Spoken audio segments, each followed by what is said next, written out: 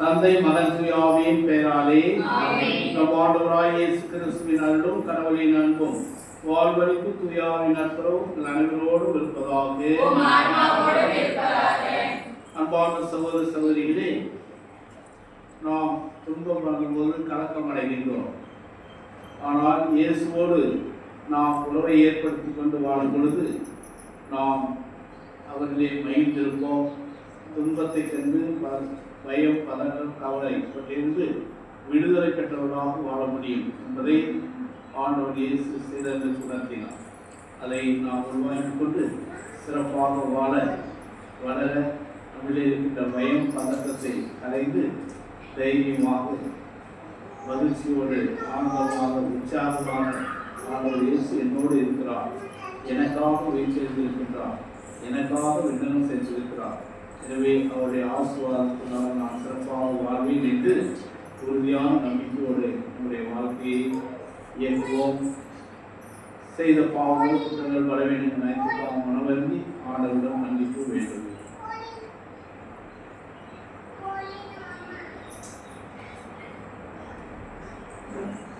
எல்லா வல்ல இறைவனும்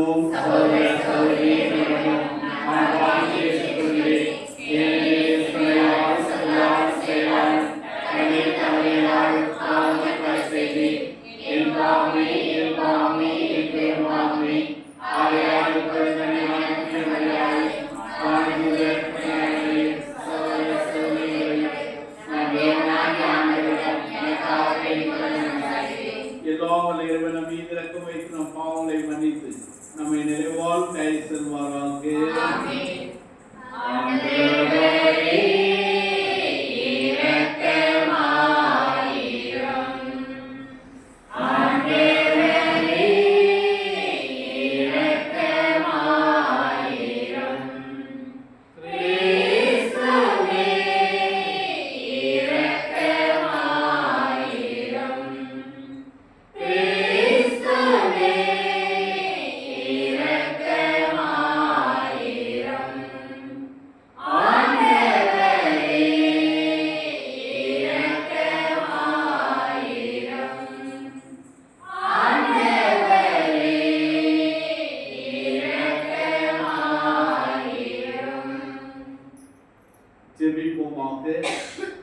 ஆண்டவரே, தூய ஆவியாரின் ஆற்றலை எங்கள் பொழிந்தெழுந்த உண்மை வேண்டுகிறோம்.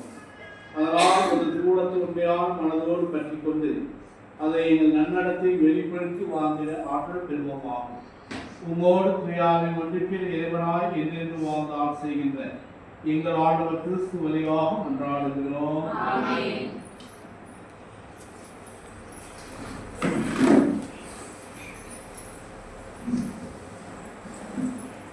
முதல் வாசகம். நீங்கள் நம்பிக்கை காட்டும்போது தூய ஆவியால் ஆட்கொள்ளப்பட்டீர்களா? திருத்தூதர் பணியின் நூலிலிருந்து வாசகம். அதிகாரம் 19 இறைவசனங்கள் 1 முதல் 8 முடிய. அப்பல்லோ கொரிந்தில் இருந்தபோது பவுல் மலைப்பான பகுதி வழியாக எபேசு வந்தார். அங்கு அவர் சில சீடர்களை கண்டு அவர்களை நோக்கி, நீங்கள் நம்பிக்கை கொண்டபோது தூய ஆவியால் ஆட்கொள்ளப்பட்டீர்களா என்று கேட்டார். அதற்கு அவர்கள், தூய ஆவி என்னும் ஒன்று உண்டு என்று கூட எங்களுக்கு கேள்விப்பட்டதில்லையே என்றார்கள். அவ்வாறெனில் நீங்கள் எந்த திருமுழுக்கை பெற்றீர்கள் என பவுல் கேட்க, அவர்கள், நாங்கள் யோவான் கொடுத்த திருமுழுக்கை பெற்றோம் என்றார்கள். அப்பொழுது பவுல், யோவான் மனமாறிய மக்களுக்கு திருமுழுக்கு கொடுத்து தமக்கு பின்வரும் இயேசுவிடம் நம்பிக்கை கொள்ளுமாறு கூறினார் என்றார். இதை கேட்ட மக்கள் ஆண்டவராகிய இயேசுவின் பெயரில் திருமுழுக்கு பெற்றனர். பவுல் அவர்கள் மீது கைகளை வைத்ததும் தூய ஆவி அவர்கள் மேல் இறங்கியது. அப்பொழுது அவர்கள் பரவச பேச்சு பேசினர், இறைவாக்கும் உரைத்தனர். அங்கு ஏறக்குறைய 12 பேர் இருந்தனர். பின்பு பவுல் தொழுகைக்கூடம் சென்றார். அங்கு அவர் 3 மாதங்கள் இறையாட்சி பற்றி துணிவுடன் மக்களோடு பேசி அவர்களோடு விவாதித்து அவர்களை நம்ப செய்தார். இது ஆண்டவர் வழங்கும் அருள்வாக்கு. பதிலுரை பாடல் பல்லவி. உலகில் உள்ள அரசர்களே கடவுளை புகழ்ந்தேத்துங்கள். கடவுள் எழுந்தருள்வார், அவருடைய எதிரிகள் சிதறடிக்கப்படுவார்கள். அவரை வெறுப்பவர் அவர் முன்னிலையில் நின்று ஓடி போவர். புகை அடித்து செல்வது போல அடித்து செல்லப்படுவர். நெருப்பின் முன் மெழுகு உருவது போல கடவுள் முன் கொள்ளார் அழிந்தொழிவர். பல்லவி. நேர்மையாளரை மகிழ்ச்சி அடைவர், கடவுள் முன்னிலையில் ஆர்ப்பரிப்பர், மகிழ்ந்து கொண்டாடுவர். கடவுளை புகழ்ந்து பாடி அவரது பெயரை போற்றுங்கள். ஆண்டவர் என்பது அவர்தன் பெயராம். பல்லவி. திக்கற்ற பிள்ளைகளுக்கு தந்தையாகவும் கணவனை இழந்தாளின் காப்பாளராக இருப்பவர் தூயகத்தில் உள்ளோரின் கடவுள். தனித்திருப்பவருக்கு கடவுள் ஒரு இடம் அமைத்து தருகின்றார். சிறைப்பட்டோரை விடுதலை வாழ்வுக்கு அழைத்து செல்கின்றார். பல்லவி.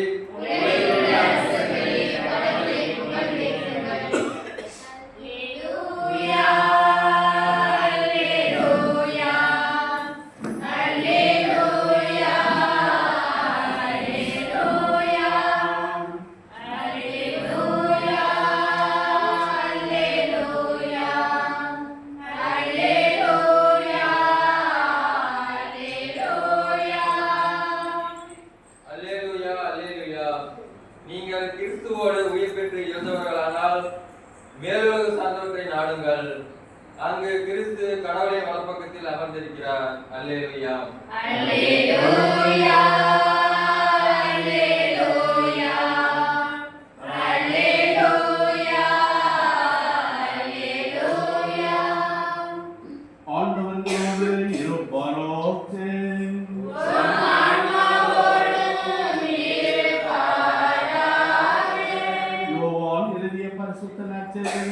வாசகம்.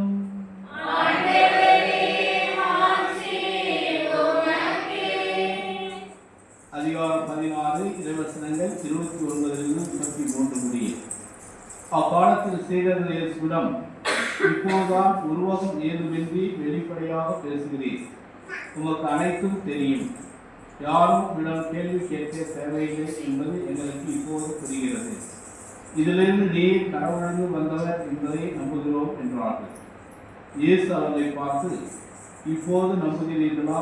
இதோ காலம் வருகிறது, ஏன் வந்தே விட்டது. அப்போது நீங்கள் சிதறடிக்கப்பட்டு ஒவ்வொருவரும் அவரவர் வீட்டுக்கு ஓடி போவீர்கள். என்னை தனியே விட்டு விடுவீர்கள். ஆயினும் நான் தனியாக இருப்பதில்லை, தந்தை என்னோடு இருக்கிறார் என்றார். என் வழியாக நீங்கள் அமைதி காணும் பொருட்டு நான் இவற்றை உங்களிடம் சொன்னேன். உலகில் உங்களுக்கு துன்பம் உண்டு, எனினும் துணிவோடு இருங்கள். நான் உலகின் மீது வெற்றி கொண்டு விட்டேன் என்றார். ஆண்டவரின் அருள்வாக்கு. இயேசுக்கே புகழ். இயேசுக்கே நன்றி. மரியே வாழ்க. அன்பான சகோதர சகோதரிகளே, ஆண்டவர் இயேசு இந்த உலகத்திலே வந்து சீடர் மத்தியிலே, மக்கள் மத்தியிலே, நான் கடவுளுடைய மகன், நான் கடவுளிடமிருந்து வருகிறேன் என்று சொன்ன பொழுது அவரை வா மகனை வாய்ந்து வரவேற்றாங்களா? இல்லை, எதிர்ப்பு கிளம்பியது. இவர் யார் இதை சொல்வது? இவர் தச்சருடைய மகன் அல்லவா என்று அந்த ஊரில் அவர்களுக்காக பேசினார். இன்னும் ரோமை சாம்ராஜ்யம் இவன் நம்முடைய அரசுக்கு எதிராக கிளர்ச்சி செய்கிறான், புதிய தத்துவங்களெல்லாம் சொல்லுகிறான், எனவே இவனை நாம் எதிர்க்க வேண்டும், சிறைபிடிக்க வேண்டும் என்று எல்லாரும் எதிரிகள்லாம் வந்து சேர்த்து. எனவே ஆண்டவர் இயேசு ஒவ்வொருவரும் இந்த எதிர்ப்புக்கு மத்தியிலே எல்லாவற்றையும் சொல்லி காட்டினார், எல்லாவற்றையும் செய்து காட்டினார். அதில் சீடர்கள் 12 பேர் தான் அவரோடு வந்தார்கள். அதுவும் ஒரு சீடர் கடைசியில் அவர் காட்டி கொடுத்தார் என்று நற்செய்தி சொல்லுகிறது. எனவே இப்படி எல்லாரும் இயேசுடைய பொறுத்து, இயேசுடைய போதையின் பொறுத்து எல்லாரும் ஓடி போனார். எனவே இயேசு வாழ்ந்த காலத்திலே இப்படி அவர்களுக்கு பயம் இருந்தது, பதற்றம் இருந்தது, எதிரிகள் நம்ம என்ன பண்ணுவாங்களோ என்ற உணர்வு இருந்தது. ஆனால் இயேசு உயிர்த்த பிறகு அவங்களுக்கு இந்த பயம் போய்விட்டது, பதற்றம் ஓடிவிட்டது. யாரை கண்டும் அவர்கள் அஞ்சவில்லை, தைரியத்தோடும் உற்சாகத்தோடு போய் இயேசு கிறிஸ்துவை அறிவிக்கிறார். அதில் பவுலடியார் கிறிஸ்துவையெல்லாம் கொண்டு குவிக்க வேண்டும் என்று கண்ணனம் கட்டி கொண்டு போனவர் கூட இயேசுவை பற்றி அவர் தான் அதிகமாக. இவை அவ்வாறு செல்வதிலே கடவுள் நம்மோடு இருக்கும் பொழுது நாம் தான் பயப்படும். கடவுளுடைய உணர்நிற்பை உணர்வது, நமக்கு பாதுகாப்பு இருக்கிறது என்பதை நாம் நினைத்து பார்க்கணும். நாம் பயத்திலேயே எல்லாம் பண்ணுவாங்க, இது பண்ணுவாங்க, இவருடைய போதனை கேட்கறது. ஆனால் ஒன்றும் செய்ய முடியாது. உங்களை ஒன்றும் செய்ய முடியாதவாறு கடவுள் உங்களுக்கு பாதுகாப்பு கொடுப்பார். எனவே அப்போ இயேசு இறந்த பிறகு உயிர் தெரிவித்ததுதான் எல்லாரும் நினைச்சு பார்க்கணும். அவங்களுடைய கண்ணுக்கு மறைவாக இருந்ததெல்லாம் இப்போ தெளிவாக தெரியும்.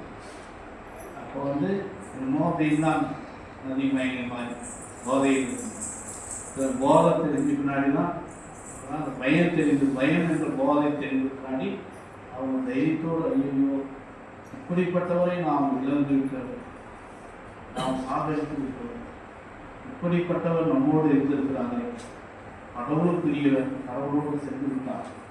எனவே அப்போ அவங்களுக்கு இன்னும் அதிகமாக உற்சாகம், தைரியம். இதை போய் சொல்லாமல் அவன் எவன் என்ன செய்தாலும் பரவாயில்லை, உயிரை கொடுத்தாவது இந்த செய்தியை சொல்லணும், மக்கள் மத்தியிலே நம்பிக்கை உருவாக்க வேண்டும், மக்கள் மத்தியிலே உற்சாகத்தை உருவாக்க வேண்டும், கடவுளுடைய அருட்கரம் உங்களோடு இருக்கிறது என்பதை மக்கள் உணர வேண்டும். எனவே அந்த தீய வழிகளிலிருந்து நன்மையான வழிகளை அறிய வேண்டும், ஒளிமயமான வாழ்வை அவர்கள் பெற வேண்டும். அது கிறிஸ்துவிலிருந்தான் வந்திருக்கிறது. இந்த உலகத்தில் அரசாங்கம் கொடுக்கல, அங்கே இருந்த பெரிய தலைவர்கள் கொடுக்கவில்லை, அங்கே இருந்த மதவாதிகள் கொடுக்கவில்லை. ஆனால் இயேசு கிறிஸ்து தான் இந்த உண்மையான வெளிச்சத்தை எங்களுக்கு காட்டியிருக்கிறார் என்று சொல்லி இதை உலகம் பூராக கொண்டு போய் சேர்ந்தார். ஃப்ளைட் இருந்துச்சாப்பா, ஏரோப்ளேன் இருந்துச்சா, கடலில் எதிர்நீச்சல் போட்டு வந்தார். இருந்து மக்களோடு மக்களாக இருந்து அவங்க மொழியெல்லாம் கலாச்சாரத்தெல்லாம் கற்றுக்கொண்டு அவங்க வந்து சொல்லிக் கொடுத்தாங்க. அதெல்லாம் சொல்லிக் கொடுக்கணும் ஏதாச்சும் சட்டம் இருக்குன்னா இது கடவுளுடைய வார்த்தை, இது எல்லா மனிதனுக்கு தேவைப்படுகிறது. இதை சொன்னால்தான் மனிதன் மனிதனாக வாழும், இல்லைன்னா மிருகமாக இருப்பான். எனவே இன்னைக்கு எல்லாம் மனிதர்கள்லாம் எப்படி இருக்காங்க, மிருகமாக தான் இருக்காங்க, படித்தவர்களும் அப்படிதான் இருக்காங்க. படிக்காதவங்களும் அப்படி இருக்கலாம். அப்போ கடவுளுடைய செய்தி, கடவுளுடைய அருள்வாக்கு, கடவுள் படைக்கின்ற வழிமுறைகள் மனிதனை மனிதனாக வாழ வேண்டும், கட்டுப்பாட்டுக்குள் கொள்வது, அன்பின் பிள்ளைகளாக மாற்றுகிறது, மன்னிக்கின்ற பிள்ளைகளாக மாற்றுகிறது. எனவே அது கடவுளிடமிருந்துதான் நாம் கற்றுக்கொள்ளணும். கடவுள் ஒருவர் தான் எல்லாம் சொல்ல முடியும். நாம் எந்த தலைவனும் நாடும் எந்த ராஜ்யமும் இது சொல்ல முடியாது. எனவே அவர் நம்மோடு இருந்து வழிநடத்த முடியாது. கடவுள் ஒவ்வொருதான் ஒருவருக்கும் ஞானத்தை கொடுக்கிறார், ஒவ்வொருவரையும் வழிநடத்துகிறார், ஒவ்வொருவரையும் புரிந்து கொண்டு அறிந்து கொண்டு தைரியத்தை உற்சாகத்தை கொடுக்கிறார். அதை நாம் மறந்து விடலாம். இந்த விண்வெளிக்கு பின்னாடி தான் செய்வது. எனவே தான் இன்றைக்கும் நமக்கு தொடர்ந்து இருக்க வேண்டும். இதை தான் அந்த உலகம் நமக்கு கொடுக்கணும். இதைத்தான் உலகம் உணர்ந்து கொண்டு அந்த வழியிலே நமக்கு நடக்க கற்றுக் கொடுக்க வேண்டும். ஆனால் இன்று மனிதன் போர்களும் குழப்பங்களும் கலகங்களும் இன்னும் தொடர்ந்து கொண்டே வாழ்வாதாரத்தை அழித்துக் கொண்டே இருக்கிறான். இயற்கை அழிக்கிறான். இவர்கள் செய்கின்ற போர்களினாலும் பல்வேறு நிலைகளில் மனிதனை அழிப்பது இருக்கிறதுனால இயற்கையே அழிக்கிறான். உருமலை பொழிவதனால இருக்கின்ற எல்லா மரசெடி கொடிகள்லாம் அழிந்து போகும். நீர்நிலைகள்லாம் கடற்பமாக மாசுபடும். எனவே இந்த உண்மையான வாழ்வுக்கு கடவுள் காட்டிய அந்த ஆதாரம், கடவுள் கொடுத்த ஆசீர்வாதத்தினால் மக்கள் அழிக்கின்ற ஒரு கூட்டமாக இருக்கிற காப்பாற்றுகின்ற கூட்டமாக இருக்கிறது. எனவே ஆண்டவர் இயேசுவை நம்பிக்கை வைத்து இந்த நம்பிக்கையாளர்களாகி நாம் தான் இந்த உலகத்தை காப்பாற்றணும். இந்த உலகத்துக்காக ஜெபிக்க வேண்டும். இந்த உலகம் தீமையிலிருந்து மனமாறி வாழ வேண்டும் எல்லாம் சொல்லிக் கொடுப்பதற்கு இன்று ஆட்கள் இல்லை. எதிர்வினையாற்றுவது தான் ஆட்கள். நல்லதை சொல்லிக் கொள்வதற்கு ஏற்றுக்கொள்வதற்கு மனமில்லாமல் இருக்கிறார். இப்படிப்பட்ட உலகத்திலே இயேசுவின் வார்த்தை இன்றும் உரிமையமான வார்த்தையாக இருக்கிறது. அது தேவைப்படுகிறது என்பதை உணர்ந்து வாழ்வதை வாழ்வில் ஜெபிப்போம்.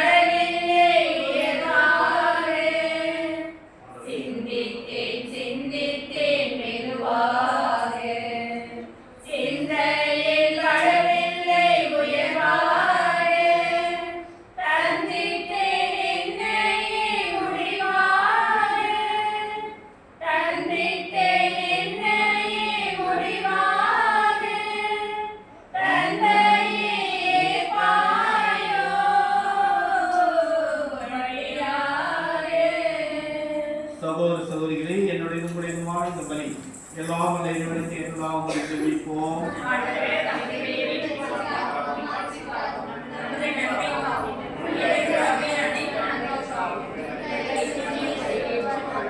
ஆண்டவரே, மாசற்ற பலிகளை தூய்மைப்படுத்த வேண்டுகிறோம். இது எங்கள் உள்ளங்களிலே விண்ணகரின் ஆற்றலை பொழிவதாக எங்கள் ஆண்டவராய் கிறிஸ்து வழியாக கொண்டாடுகிறோம். ஆண்டவரோடு இருப்பாராக. இதயங்களை மேலே எழுப்புங்கள். நாம் இறைவனாகிய ஆண்டவருக்கு நன்றி கூறுவோம். ஆண்டவரை பார்த்து உண்மை போந்தரைப்பதும் எல்லாவற்றுக்கும் மேலாக எங்கள் பாஸ்தவாய் கிறிஸ்து பலியாமை காலத்தில் உண்மை இன்னும் மிகுதியாக வாக்கி போற்றுவது மெய்யாகவே தகுதியும் நீதியுமாகும், எங்கள் கடமையும் மீட்புக்குரிய செயலும் ஆகும். ஏனெனில் படையில் அழைக்கப்பட்டு வீழ்ச்சியுற்ற படைப்பு அனைத்து புதுப்பிக்கப்படுகிறது.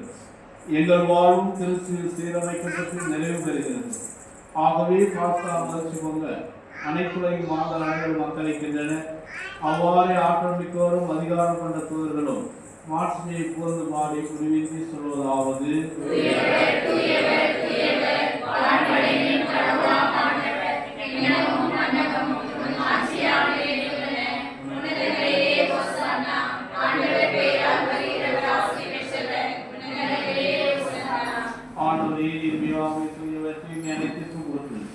ஆகவே ஆவி பொருந்தி காணிகளை தூய்மைப்படுத்த வேண்டுகிறோம்.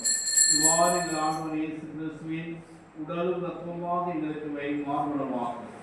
அவர் பாடுபட உலகறிந்து தம்மை கையளித்த போது அப்பத்தை எடுத்து நன்கு செலுத்தி அதை பிற்று தம் சீடர்களுக்கு அளித்து கூறியதாவது: அனைவரும் இதிலிருந்து பெற்று உண்ணுங்கள், ஏனெனில் இது உங்களுக்காக கையளிக்கப்படும் என் உடல்.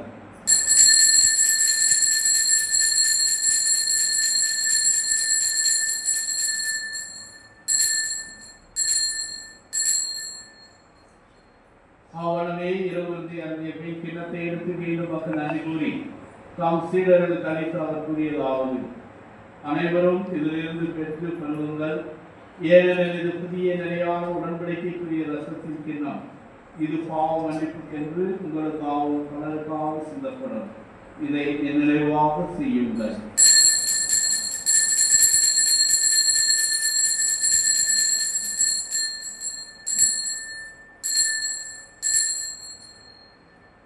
நம்பிக்கையின் மறைபொருள்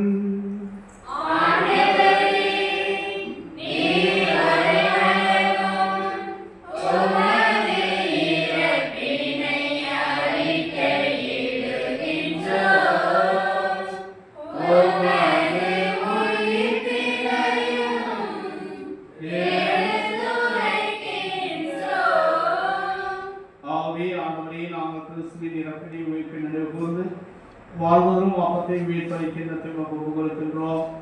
ஓம் திருமணம் என்று உங்களுடைய பிரிய தகுந்தவரை நாங்கள் ஏற்றுக்கொண்டே நன்றி செலுத்துகிறோம். மேலும் கிறிஸ்துவின் உடலிலும் ரத்தத்திலும் பங்குகளும் எங்களை தூய ஆண்டு சேர்க்க வேண்டும் என உண்மை தாழ்மையோடு மன்றாடுகிறோம்.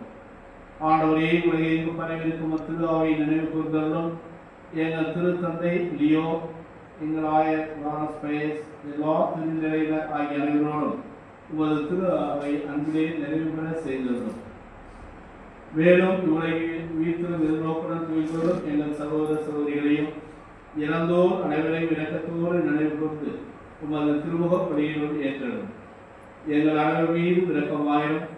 கடவுளின் கன்னித்தாயான புனித மரியாள், உடைய கணவரான புனித யோசேப்பு, புனித திருத்தூதர்கள், இவ்வுலகிலே முகவந்தவராய் இருந்தவராகிய புனித அனைவரோடும் நாங்கள் நிறைவாழ்வில் கொண்டு வந்து தகுதி பெற்று திருமண இயேசு கிறிஸ்து வழியாக உங்களை குழந்தைக்கு வரவர கொண்டாடுகிறோம்.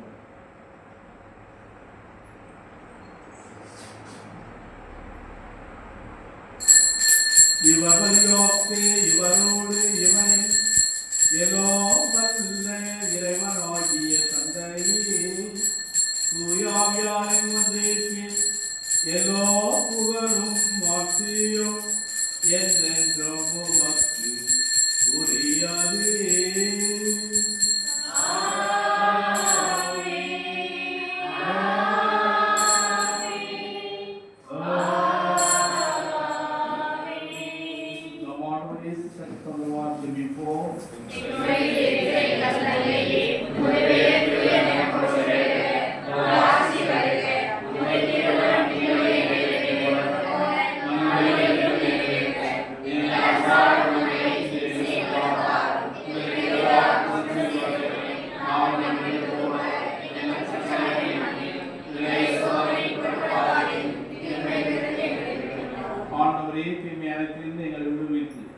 எங்கள் வாழ்நாளின் அமைதியை கனிவுடன் மன்றாடுகிறோம்.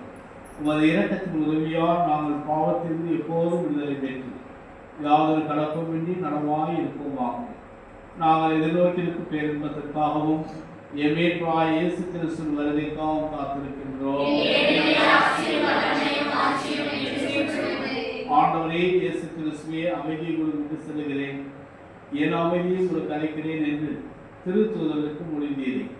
எங்கள் பாவங்களை எல்லாம் பாராமல் திரு அவை நம்பிக்கையை கண்ணோக்கி உமது திருவுளத்துக்கேற்ப அமைதி மற்றும் ஐக்கியம் மீதாம் என்றென்று வாழ்ந்து ஆட்சி செய்கின்றவர் நீரே. ஆண்டவருடைய அமைதி உங்களோடு என்று இருப்பதாகும். ஆண்டவர் இயேசு வழங்க அமைதி வெகுண்டு அறிவித்துக்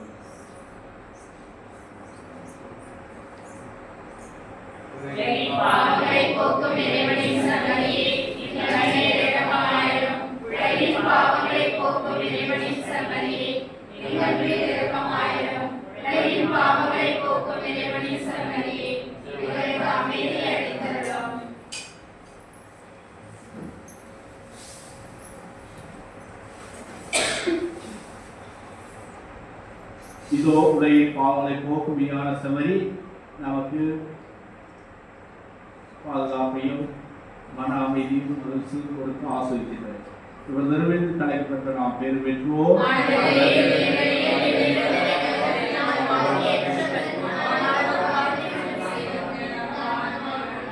கிறிஸ்துவின் குணத்தை காத்து நிலைவாழ்வு அளிப்பதாக.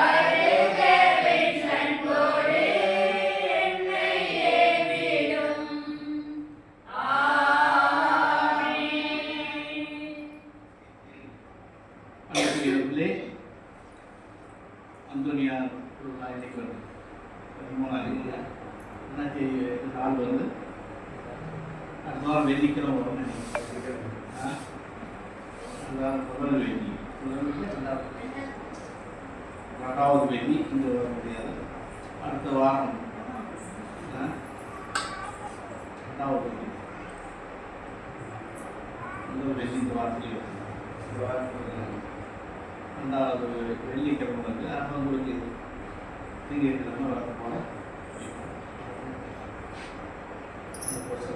அன்னைக்கு நாளில் இருக்காது. நான் உங்களை நிக்கற்றொழாக விட மாட்டேன் என்கிறார் ஆண்டவர். உடன் திரும்பி வருவேன், உடன் இதயம் மகிழ்ச்சி அடையும். இல்லையா நன்றியோடு மன்றாடுவோம். ஆண்டவரே, விண்ணகம் வரை நேருளால் நிறைவு செய்த மக்களோடு கனிவாய் தங்கியிருக்க வேண்டுகிறோம். பழைய நிலையிலிருந்து வாழ்வு புதிய நிலைக்கு நாங்கள் கடந்து செல்ல செய்வீராம். எங்கள் ஆண்டவராய் கிறிஸ்து வழியாக மன்றாடுகிறோம்.